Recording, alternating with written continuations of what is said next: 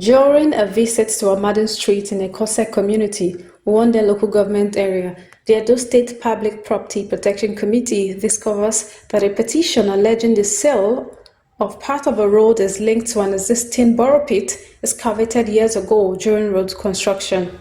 The law will put back, but what I will advise you to do, they should go and look for how to use concrete to hold these houses, put iron. Chairman of the committee, Ekose and Okhuae, advises residents to desist from erecting additional buildings around the excavation site and discloses plans to engage the Edo State Flood, Erosion and Watershed Management Agency on the possibility of converting the pit into a retention pond and securing it with metal fencing to prevent further erosion and building collapse. There's a petition against the people of Ekose that they sold part of the road that is in Amadon Street. But getting here now, we met something different. We discovered that there's an existing borrow pit that has been there for quite some time. During the time they were constructing the bypass, that was when they excavated the borrow pit. And with that, there's nobody that can even fill up the borrow pit. So I just want to advise the community that look, yes, so it's a borrow pit and it can be used as a retention pond. But the idea of saying that they want to through the street, I don't think that would be an exercise in futility.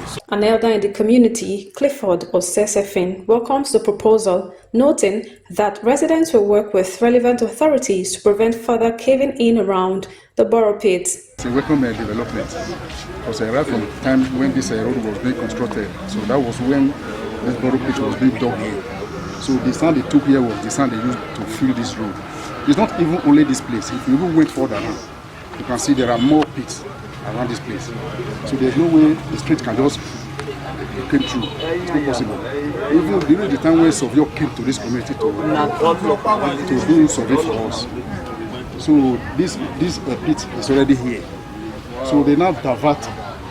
There's another entrance where you can take before you cannot get to this street. That is why this street doesn't go through. In a related development, the committee carries out a second on-the-spot assessment of the excavation site operated by Venturis Limited in Okhuae community, where residential buildings have been threatened by activities around the borrow pit. I told them to look for how to use iron.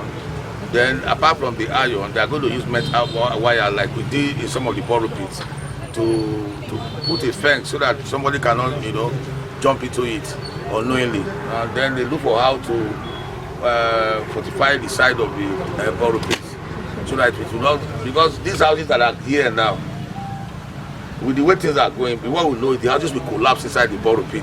Okhuae says the affected property is clearly at risk of collapse. He directs Venturis Limited to discuss the location options with the owner of the endangered building, insisting that the borrow pit remains closed pending the outcome of investigations in compliance with the committee's directives. The committee emphasizes that safety comes first and reiterates its resolve to ensure the protection of public properties across the state. From Benin City, I am Brenda Izu, reporting for OJFM News.